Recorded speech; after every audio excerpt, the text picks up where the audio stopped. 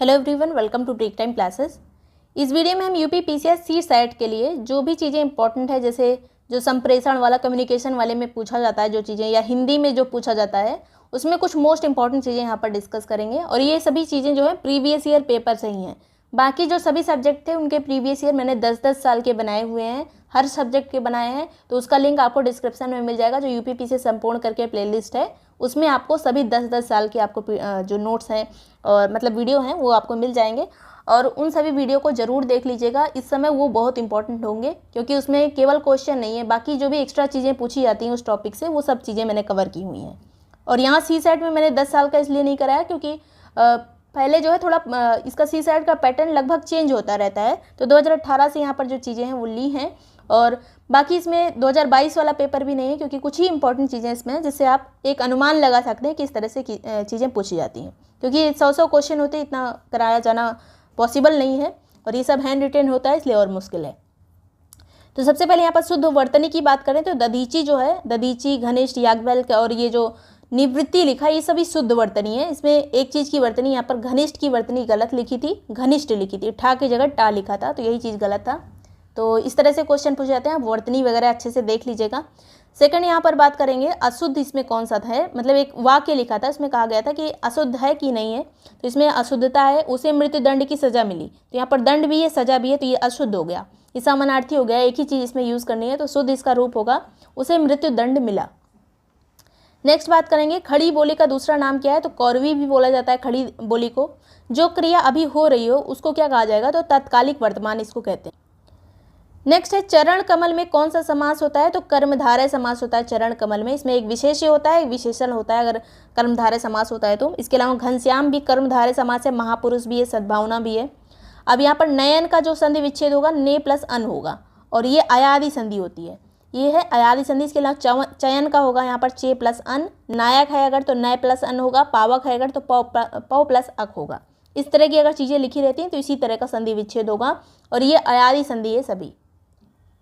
Next बात करेंगे मिश्रण का विलोम क्या होता है, तो रुक्ष होता है मिश्रण का विलोम। द्विज का पर्यायवाची क्या है, ब्राह्मण, पक्षी, चंद्रमा, सूर्य, ब्राह्मण, पक्षी, चंद्रमा, सूर्य। अकर्मक क्रिया कौन कौन सी किसे कहते हैं, तो अगर क्रिया में कर्म नहीं है, मतलब ऑब्जेक्ट नहीं है अगर किसी वाक्य में, तो समझ लीजिए अकर्मक क्रिया है। अगर ऑब्जेक्ट है वाक्य में तो वो सकर्मक क्रिया होगी। इसका एग्जाम्पल इस तरह से देख सकते हैं, राम हंसता है, ये अकर्मक क्रिया है। यहाँ पर कोई और चीज़ नहीं है, मतलब एक सब्जेक्ट, अगर इंग्लिश की बात करें तो एक सब्जेक्ट होता है, एक हेल्पिंग वर्ब होता है, एक वर्ब होता है और इसके अलावा एक ऑब्जेक्ट होता है। तो अगर ऑब्जेक्ट नहीं है तब वो अकर्मक होगा। इसमें थोड़ा सा इंग्लिश वाला कॉन्सेप्ट चलता है, लगता है कि हिंदी का है, लेकिन मतलब राम हंसता है ये अकर्मक है, और राम आम खा रहा है, यहाँ पे आम जो हो गया ये कर्म हो गया, ऑब्जेक्ट हो गया, तो ये सकर्मक हो गया। नेक्स्ट बात करेंगे तद्भव तत्सम में, तो आग का जो तत्सम होता है अग्नि होता है, फूल का पुष्प होता है, सलाई का शलाक होता है, 14 का चतुर्दश होता है।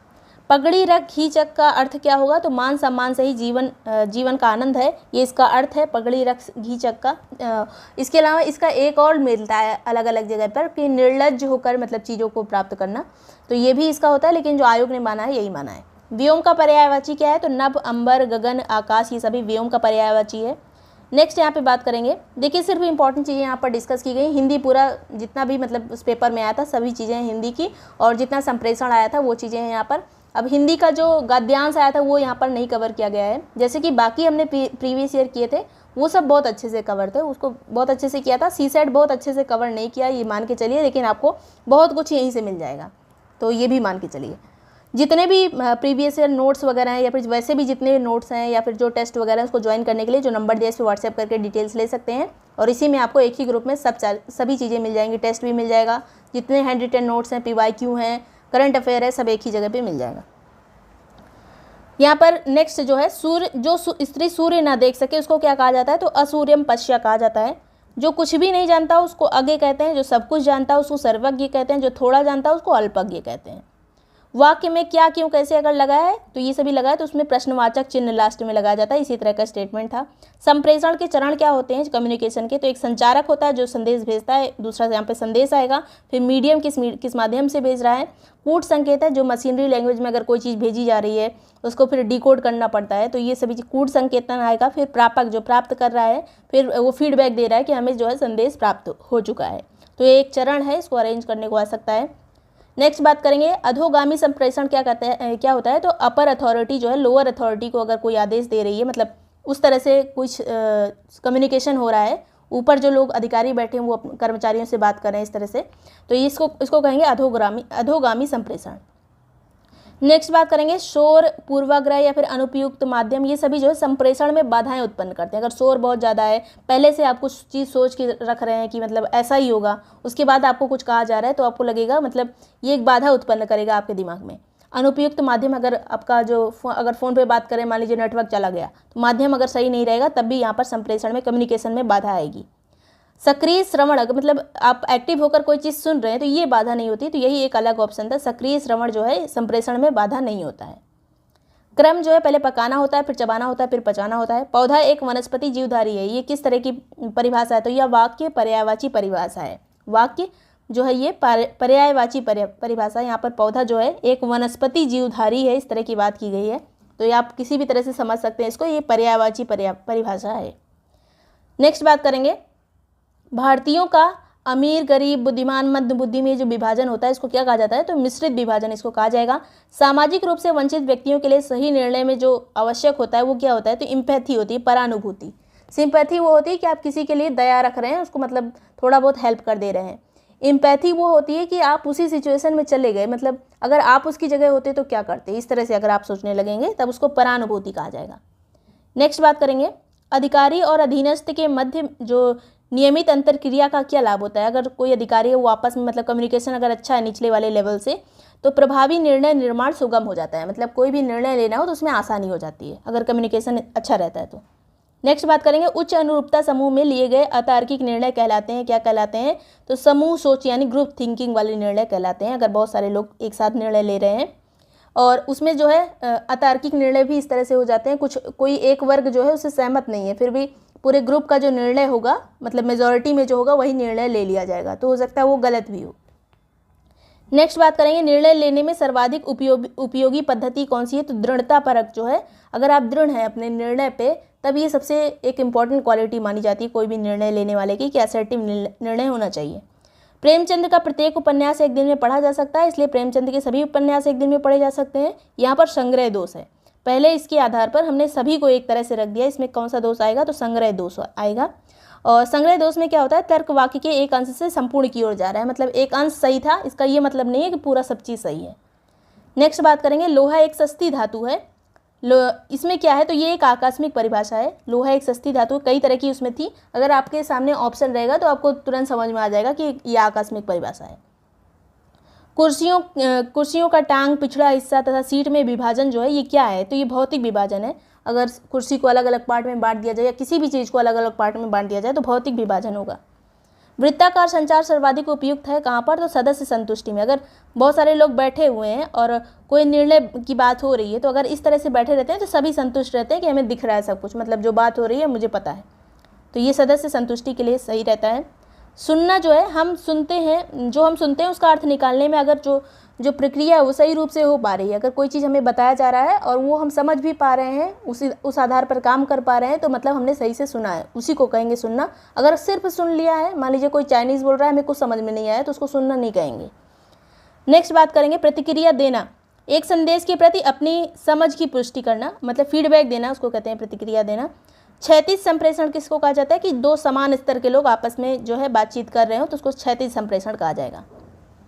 मौखिक रूप से अगर शुद्ध बोला गया तभी उसे शाब्दिक संचार कहा जाएगा, अगर मुंह से ही बात करके बोली जा रही है तभी उसको शाब्दिक संचार कहा जाएगा। अगर कोई चीज़ फ़ोन पे बताया जा रहा है, एक ऑप्शन ये भी था, मोबाइल पे अगर बात करके बताई जा रही है तब उसको शाब्दिक संवाद नहीं कहा जाएगा। काइनेसिक्स क्या होता है, तो हाव भाव द्वारा संप्रेषण, इसको कहते हैं काइनेसिक्स, मतलब हाथ हिला के आप अपनी बात कर रहे हैं, ऐसे मतलब आँख से इधर उधर देख के बात कर रहे हैं, तो ये है काइनेसिक्स। फिर साक्षात्कार, संवाद, सामाजिक अंतःक्रिया आदि संप्रेषण का रूप है। उपन्यास पढ़ना इसका रूप नहीं है। साक्षात अगर कम्युनिकेशन क्या होगा, अगर आप इंटरव्यू ले रहे हैं वो भी कम्युनिकेशन, संवाद कर रहे हैं तो वो भी कम्युनिकेशन है। सामाजिक अंतःक्रिया, समाज में जाके बात कर रहे हैं वो भी संप्रेषण है। लेकिन अगर आप खुद ही बैठ के उपन्यास पढ़ रहे हैं तो यहाँ पे किसी तरह का संप्रेषण नहीं होगा। 2019 में जो क्वेश्चन पूछे गए थे यहाँ पर 18, 19, 20 यहाँ पे अच्छे से कवर किए हुए हैं, उसको देख लीजिएगा बस। तो तुम जी जान लगाकर पढ़ रहे हो, इसमें क्या है, तो ये क्रिया विशेषण है। जी जान जो है, इसमें जी जान लगाकर पढ़ना, ये है क्रिया विशेषण जो क्रिया की विशेषता बता रहा है। पढ़ रहा है यहाँ पे व्यक्ति, कैसे पढ़ रहा है, तो जी जान लगाकर पढ़ रहा है। गमला और आल्पिन जो इसमें पूछा गया था कि कैसे शब्द हैं, तो ये पुर्तगाली शब्द हैं। गमला और आल्पिन जो है पुर्तगाली शब्द हैं। बाकी यहाँ पर और भी पुर्तगाली शब्द हैं, उसको देख लीजिए। अचार, चाबी, पपीता, तिजोरी, तौलिया, फीता, तंबाकू, कॉफ़ी, बाल्टी, साबुन, संतरा, बस्ता, मेज, बटन, कारतूस, ये सभी जो हैं ये पुर्तगाली शब्द हैं। फारसी शब्द कौन कौन से हैं, तो आदमी, तनख्वाह, चश्मा, बीमार, ज़मीन, दवा, खून, गुब्बारा, ये सभी जो है फारसी शब्द हैं। अब तुर्की शब्द कौन कौन से हैं, तो बेगम, खंजर, कैंची, चाकू, तोप, बारूद, लाश, दरोगा, बहादुर, तमाशा, चुगली, चेचक, ये सभी जो हैं, ये कालीन, ये सभी तुर्की शब्द हैं। नेक्स्ट यहाँ पे अरबी शब्द कौन कौन से हैं, तो औरत है, अदालत, कानून, कुर्सी, लिफाफा, इज्जत, इलाज, हलवा, वकील, हिम्मत, औलाद, कमाल, दुनिया, कब्जा, तराजू, जिला, बहस, ये सभी अरबी शब्द हैं। तो कुछ यहाँ पे पूछ लिए जाते हैं, इसलिए मैंने एक साथ यहाँ पर सभी लिख दिया। नेक्स्ट बात करेंगे हंस पद क्या होता है, तो जो अगर हम कोई चीज़ लाइन में लिख रहे हैं, कोई चीज़ मिस हो गया तो उसको ऐसे करके ऊपर लिख देते हैं, तो इसको कहते हैं हंस पद। अशुद्ध शब्द होता है यहाँ पर महत्व, शुद्ध है इसका, महत्व ऐसे लिखा जाता है, आदता, और यहाँ पे ऐसे ता लगता है, महत्व, इसको ही शुद्ध माना गया है। नेक्स्ट बात करेंगे अभ्यंतर का विलोम क्या है, तो बाय है। बच्चा का तत्सम वत्स होता है। पीताम्बर में कौन सा समास होगा, तो कर्मधारय और बहुब्रीहि दोनों माना गया था। कर्मधारय का मतलब होता है कि पीत है अंबर जो, मतलब पीला है अंबर जो, पीताम्बर हो गया। बहुब्रीहि में क्या है, पीला है वस्त्र जिसका, अर्थात श्री कृष्ण। बहुब्रीहि में एक अलग अर्थ निकल जाता है कि मतलब पीताम्बर है मतलब जिसका वस्त्र पीला होता है, मतलब श्री कृष्ण हो गए, एक अलग अर्थ निकल गया, उसमें बहुब्रीहि समास होता है। नेक्स्ट बात करेंगे रामचरितमानस, यह अवधी भाषा में लिखी गई, तुलसीदास की है। और खिड़की का पर्यायवाची क्या होता है, वातायन होता है। बारी, दरीचा, ये सभी खिड़की के पर्यायवाची हैं। अपनी करनी, पार उतरनी, अपने कर्म का स्वयं फल भोगना पड़ता है, तो इसका अर्थ हो गया। और ये चीज़ बहुत ज़्यादा यहाँ पर इंपॉर्टेंट है। अंक का पर्यायवाची, इसका ये चीज़ अभी हम अच्छे से देखेंगे। अंक का पर्यायवाची जो है गोद, चिन्ह, संख्या, ये सभी होता है। अंग इसका पर्यायवाची नहीं होता, एक जो अलग दिया हुआ था अंग। नेक्स्ट बात करेंगे छा का उच्चारण कहाँ से किया जाता है, तो तालु से किया जाता है। पहले क्वेश्चन बहुत पूछे जाते थे, अभी भी पूछे जा सकते हैं, ये बहुत इंपॉर्टेंट क्वेश्चन होते हैं। छा का जो है ये तालु से उच्चारण होता है। अब यहाँ पे सभी देख लीजिए, का, ख, गंगा, चा, चा, इ, टा, डाड़ा, ता, था, दा, धा, ना, पा, फा, ब, मा। तो ये पहला वाला जो पहली वाली जो रो है, का वर्ग, इसको कहते हैं का वर्ग, इसको कहते हैं चा वर्ग, फिर टा वर्ग, ता वर्ग, पा वर्ग। पहला जो अक्षर होता है उसी के नाम से वो वर्ग जाना जाता है। तो पहला जो वर्ग है का वर्ग, यहाँ पे सभी चीज़ें कंठ से बोली जाती हैं, का, खा, गा, घा, अंगा, तो इस तरह से कंठ से बोली जाती हैं। फिर दूसरा वाला जो वर्ग है, इसमें सब चीज़ तालु से बोला जाता है। चा, छा, जा, झा, इया, ये सभी जो है, चा, छा, जा, झा, ये जो है तालु से बोला जाता है। फिर टा, ठा, डा, ढा, ये सभी जो है मूर्धन्य है। फिर ता, था, दादा ने ये दंत हैं, और पा, फा, ब, मा ओष्ठ है।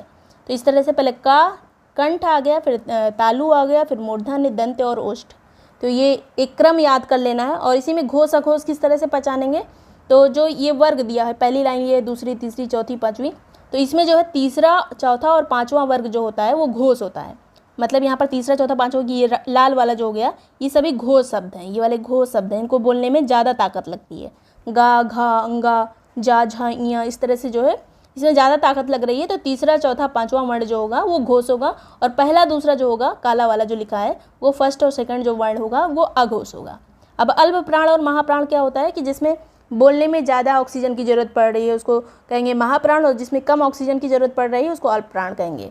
तो पहला, तीसरा और पाँचवां, मतलब ये का हो गया, पहला हो गया, ये तीसरा हो गया और पाँचवां। इसी तरह से यहाँ पे भी ये सभी जो शब्द हैं इसको अल्प प्राण कहेंगे, और बाकी का जो दोनों बचा, दूसरा और चौथा, ये महाप्राण है। मतलब खा और घा, इसको बोलने में देखिए ज़्यादा ऑक्सीजन की ज़रूरत पड़ रही, खा और घा, तो इसमें जो है इसको महाप्राण कहा जाएगा।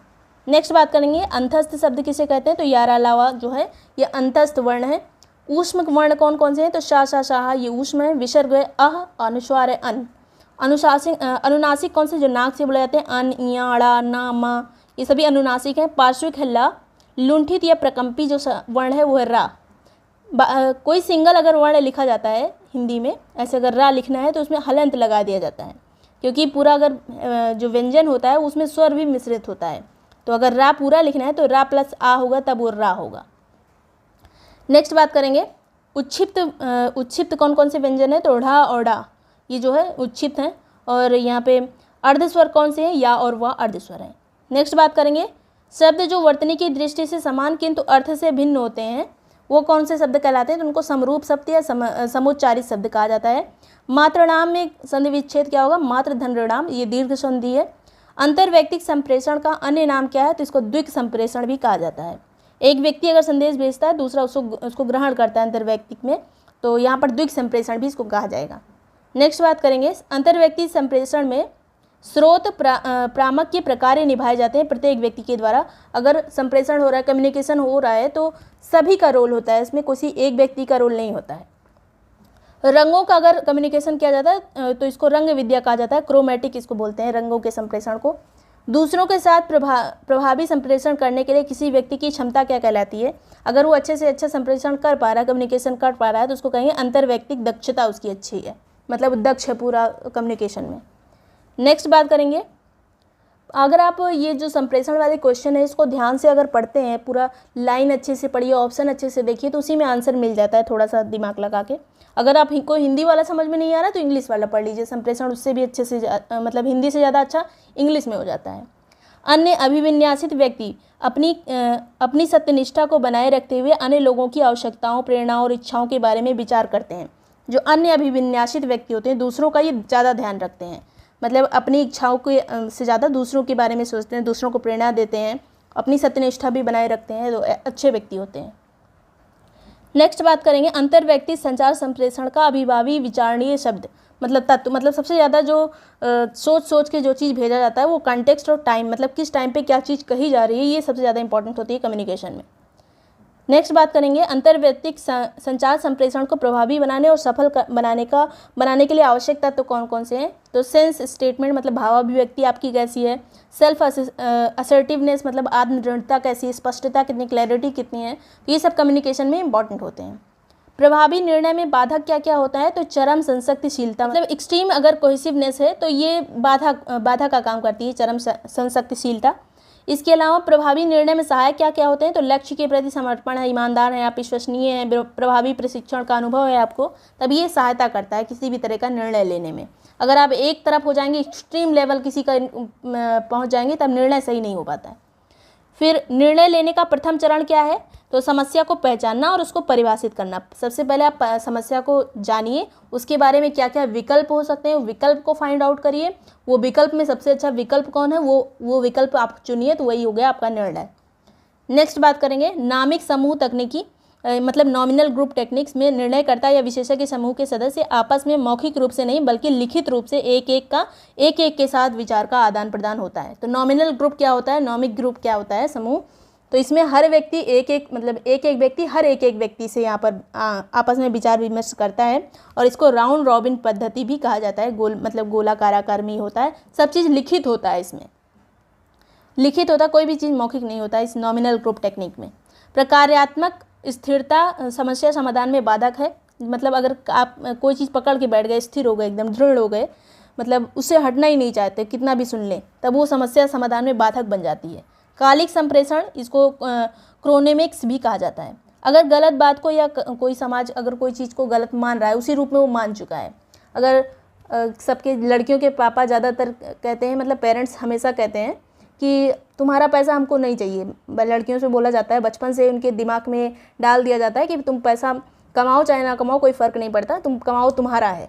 उसी जगह पे लड़कों से कहा जाता है कमा के दो, तो लड़कियों के अंदर ये बैठ जाता है दिमाग में, हमें कुछ नहीं करना है, मतलब मेरा ये काम ही नहीं है। तो अगर माँ बाप के लिए कुछ नहीं करना होता है तो बच्चे मतलब अपने लिए कुछ नहीं करना चाहते अलग से। उनके दिमाग में कभी भी लड़कियों की ये नहीं डालना चाहिए कि आपको जो है कुछ नहीं करना है, आपका पैसा हमें नहीं चाहिए, आप अपने पास रखो, भगवान ना करे हमें ज़रूरत पड़े तुम्हारे पैसे की। तो ये सब बातें जो है समाज में जो फैल गई हैं, ये एक सही मतलब इस तरह से जो बात करता है उसको सब लोग अच्छा मानते हैं, तो ये कहा जाएगा लोकोत्तेजक तर्क दोष। नेक्स्ट बात करेंगे, उपयोगिता का आकलन जो है ये एसेसिंग यूटिलिटी कहा जाता है इसको। किसी निर्णय के परिणाम की व्यक्तिनिष्ठ संभाव्यता के अनुमान का नियम नहीं है, मतलब उपयोगिता का आकलन खास करके जो निर्णय का परिणाम है उसकी संभाव्यता का अनुमान इसके आधार पर नहीं किया जा सकता। नेक्स्ट है यहाँ पर, पता नहीं आपको ये बात समझ में आई कि नहीं, बस कुछ क्वेश्चन जो होंगे इसमें बिल्कुल सर से ऊपर निकल जाएंगे, लेकिन फिर उसको छोड़ देना है, मतलब 33 क्वेश्चन यहाँ पर सही करने हैं, तो एक आध क्वेश्चन नहीं भी आएगा चलेगा। नेक्स्ट बात करेंगे निर्देशात्मक शैली के निर्णयकर्ता निर्णयन शैली में अस्पष्टता के लिए निरंतर सहनशीलता पाई जाती है।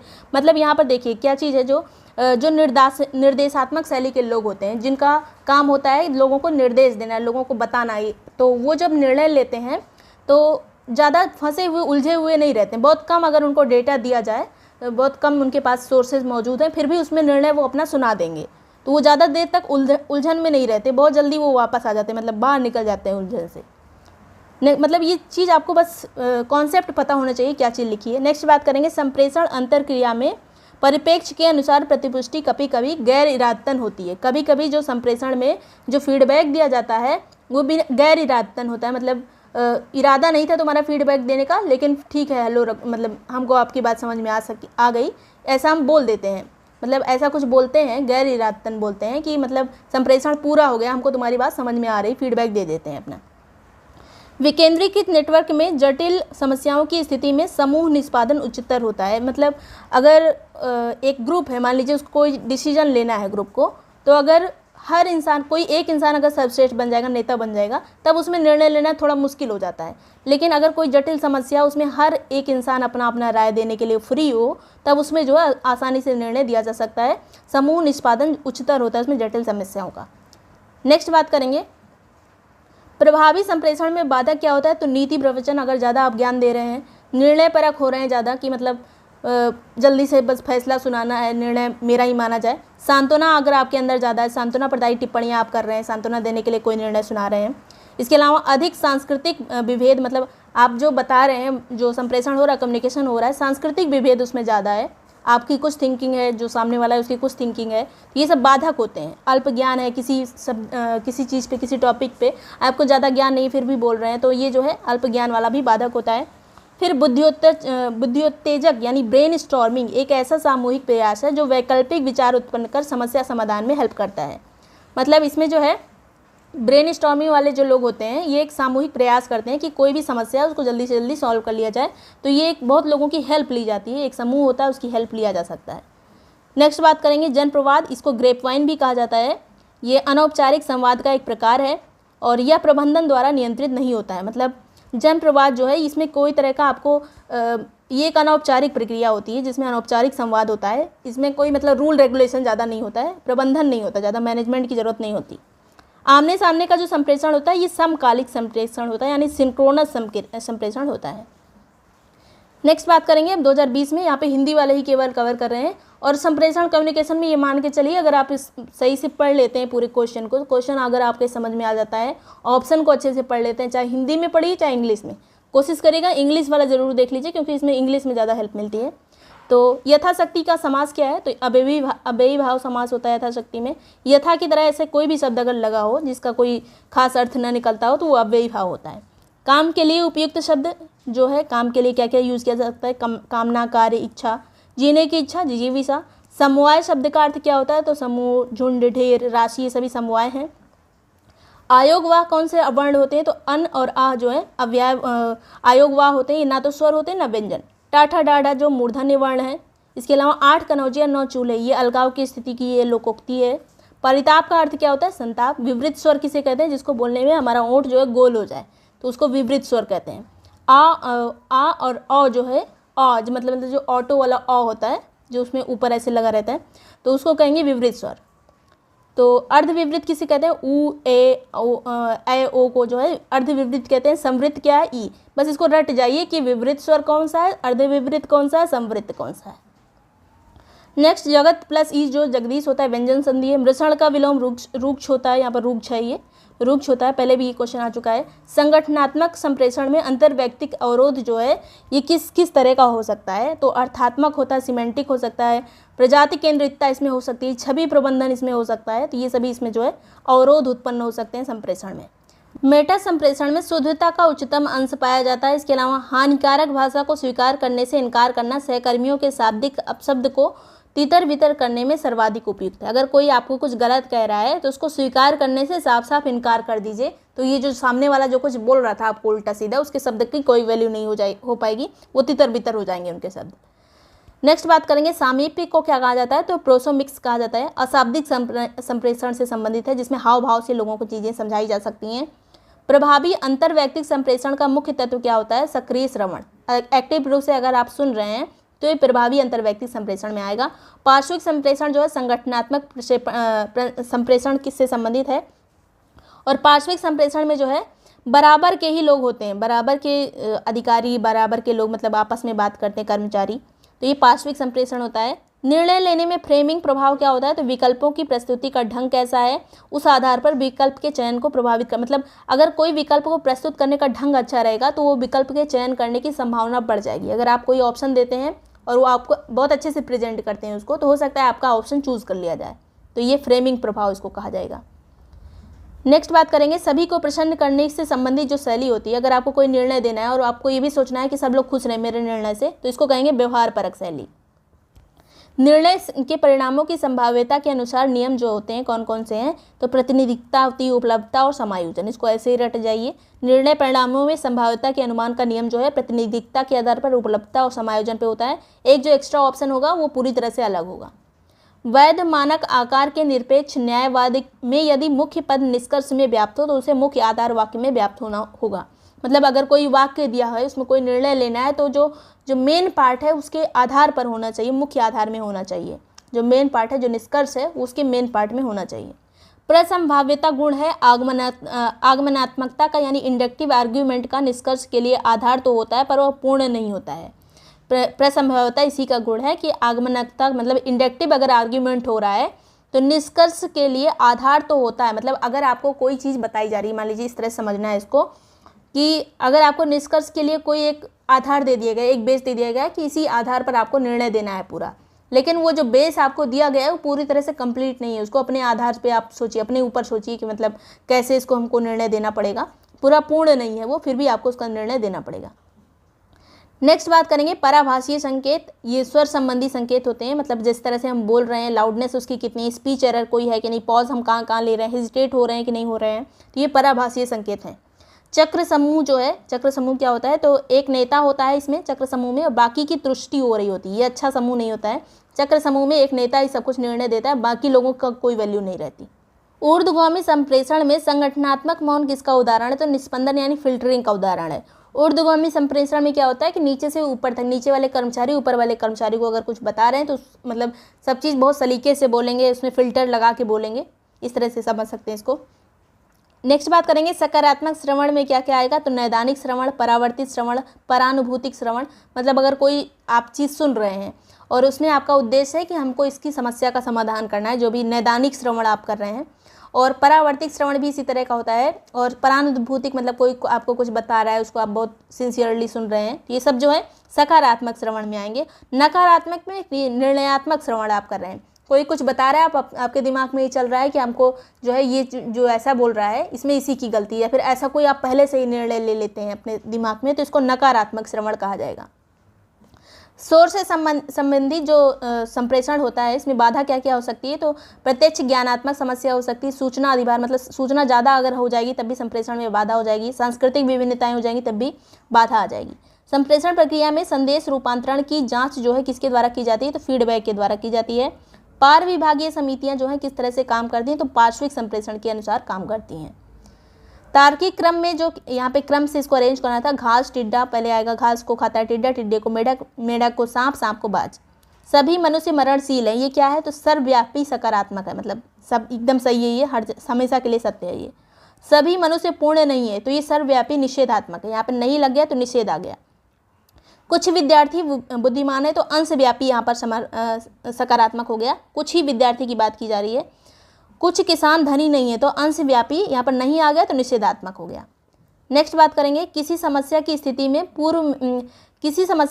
में पूर्व में सामना की गई समस्या से समानता के आधार पर अगर निर्णय किया जा रहा है, तो इसमें जो चीज़ आएगा वो स्वशोध की, यहाँ पे स्वशोध की प्रधानता होती है, प्रतिनिधित्व होती है स्वशोध की, कि अगर हम कोई प्रॉब्लम देख रहे हैं, वो प्रॉब्लम में हम पहले से फेस कर चुके हैं, तो हम अच्छे से निर्णय दे पाएंगे क्योंकि हमने इसका स्वशोध किया हुआ है। समस्या समाधान में कभी कभी बाधा क्या बनता है? तो मानसिक विन्यास, हमारा अगर माइंड जो है वो पहले से किसी चीज़ पे सेट है तो हम उसको जो है समझ नहीं पाते, समस्या समाधान में ये बाधा पहुंचती है। इसके अलावा समस्या समाधान में सहायक क्या क्या है, तो स्वशोध है। अगर हम पहले से उस समस्या को फेस कर चुके हैं तो आसानी से सॉल्व कर सकते हैं। सदृश्यता, अगर पहले से देख चुके हैं। एल्गोरिदम क्या होता है कि मतलब स्टेप बाय स्टेप किसी चीज़ को करना, तो इसको एल्गोरिदम कहा जाता है। ये भी समस्या समाधान में सहायक होता है। फिर व्यवहार परक शैली में निर्णय लेने में सबसे लंबा समय लगता है। अगर कोई निर्णय देना हो आपको और सबको संतुष्ट भी करना हो तो उसमें सबसे ज़्यादा टाइम लगेगा। संदिग्धता निवारण में परिभाषा की आवश्यकता होती है। अगर किसी चीज़ में आपको कन्फ्यूज़न है तो उसकी परिभाषा पे पहुंच जाइए, तो वो जो है एक संदिग्धता निवारण में सहायक होती है। 2021 में जो हिंदी के क्वेश्चन पूछे गए थे, जिजीविषा मतलब जीने की इच्छा। उसने नहाकर भोजन किया, ये पूर्णकालिक क्रिया है, हो सकता है वह आया हो, ये संभाव्य वर्तमान है। नक्षत्र जो है इसका तत्सम नक्षत्र होता है। पकवान का पकवान होता है। गीध का गीध होता है। ओस का अवश्याव होता है। अब सत्याच्युत जो है इसकी सही वर्तनी क्या है, तो हर शब्द जो ऐसे लिखा जाता है सिंगल, उसमें हलंत लगता है। तो पहले सा, उसके बाद सत्ता चति, पूरा जो है आ लगेगा, फिर आधा ता, फिर आधा ता, क्योंकि सत्ता है ये। फिर पूरा यहाँ पर सत्ता में ता में आ की मात्रा भी है तो बड़ा आ हो गया यहाँ पर। ये च्युत मतलब आधा चा, फिर या भी लगा इसमें, या में छोटे यू की मात्रा, फिर आधा ता, फिर यहाँ पे आ लगेगा। सत्याच्युत इस तरह से पूरा होगा। बहती गंगा में हाथ धोना मतलब अवसर का लाभ उठाना। आज का क्या अर्थ होता है कि जिसका जन्म ना हुआ हो, दशरथ के पिता ब्रह्मा विष्णु शिव, इनको आज कहा जाता है। आमदनी और गलीचा ये फारसी शब्द हैं। व्याकरण में जो उपसर्ग यूज होता है वो वी और आ होता है। 2 उपसर्ग यूज होते हैं व्याकरण में, वी और आ। अनुकरण में अनु यूज होता है, जो पहले लगा रहता है उसी को उपसर्ग कहते हैं। निहत्था में नी है, आगमन में आ है। कृति एक रचना है, मतलब ये। तो कृष्णायन जो है किस भाषा में लिखी गई है, ये अवधी में द्वारिका प्रसाद मिश्र की रचना है। आजीवन में कौन सा समास है, इसमें आ लगा है। देखिए इसका कोई अलग से अर्थ नहीं होगा, तो यह अव्ययी भाव समास है, जैसे यथाशक्ति था। उत्कर्ष का विलोम अपकर्ष होगा। अल्पविराम का ये चिन्ह होता है कॉमा। और ये जो संक्षेप सूचक क्या है, तो ये जो है संक्षेप सूचक है। कोष्ठक ऐसे होता है। योजक चिन्ह जो है इसे डैश लगा देते हैं। नेक्स्ट बात करेंगे शुद्ध वर्तनी, इसमें कौन कौन सी है। सभी यहाँ पर शुद्ध वाली ही लिखी है। कवित्री है, चिन्ह है, ईर्ष्या है, घनिष्ठ है, ये सब सही सही लिखे हैं। फिर कवित्री देख लीजिए कैसे लिखा जाता है, ये कई बार पूछा जाता है, कवित्री होता है। स्वार्थ में स्व प्लस अर्थ होगा, दीर्घ संधि है ये। गमन का अगर विपरीत बनाना है तो इसमें उपसर्ग क्या लगाना पड़ेगा, तो बड़ा आ लगाना पड़ेगा, तो ये आगमन हो जाएगा। गमन मतलब जाना, आगमन मतलब आना। उपसर्ग पहले लगता है, प्रत्यय बाद में लगता है। देवता का पर्यायवाची क्या होगा, विबुध। दास का पर्यायवाची किंकर। और यहाँ पर ब्रह्म का लोकेश। छा कैसे लिखा जाता है, तो आधा का और शा मिलाकर छा बन जाते हैं। व्यक्तिगत संभाव्यता क्या होती है, तो आत्मनिष्ठ संभाव्यता, मतलब व्यक्तिगत कोई चीज़ है तो अपने अंदर ही होगी, आत्मनिष्ठ होगी। तो ये इतनी चीज़ें इंपॉर्टेंट थी, इसी से आप बहुत सारी चीज़ों का अनुमान लगा सकते हैं किस तरह से सी सेट में क्वेश्चन पूछे जाते हैं। सी सेट से रिलेटेड मैंने ज़्यादा चीज़ें बनाई नहीं है, क्योंकि बस पास होना होता है और अच्छे से इसको पढ़ना होता है। अगर आपकी हिंदी अच्छी है तो आप अच्छे से पेपर को देख सकते हैं, सॉल्व कर सकते हैं। अगर इंग्लिश अच्छी है तो इंग्लिश वाला पार्ट भी उसमें आता है, जो मैंने इसमें नहीं लिया है, तो उसको भी देखिए आप, ज़्यादा टफ नहीं होता है। और मैक्सिमम क्वेश्चन अटेम्प्ट करने की कोशिश करिएगा। बहुत लोग सोचते हैं कि अब 33 क्वेश्चन कर लिए, मेरे सभी सही हैं, तो इसमें क्या होता है कि बहुत सारे क्वेश्चन गलत भी हो जाते हैं और लगता है कि सही है वहाँ पर, और सी सेट में ऐसा होता है कि गलत हो जाते हैं। तो ज़्यादा से ज़्यादा क्वेश्चन इसमें अटेम्प्ट करने की कोशिश करिएगा। वीडियो पसंद आया हो, यूज़फुल लगा हो तो लाइक और सब्सक्राइब कर लीजिएगा। बाकी कोई भी ग्रुप ज्वाइन करने के लिए जो नंबर दिया है इस पर व्हाट्सएप करके डिटेल्स ले सकते हैं। सभी नोट्स वगैरह जो भी टेस्ट वगैरह सब आपको एक ही जगह मिल जाएंगे, जो कि आप सभी आने वाले एग्जाम में यूज़ कर सकते हैं। Thank you so much watching break time classes.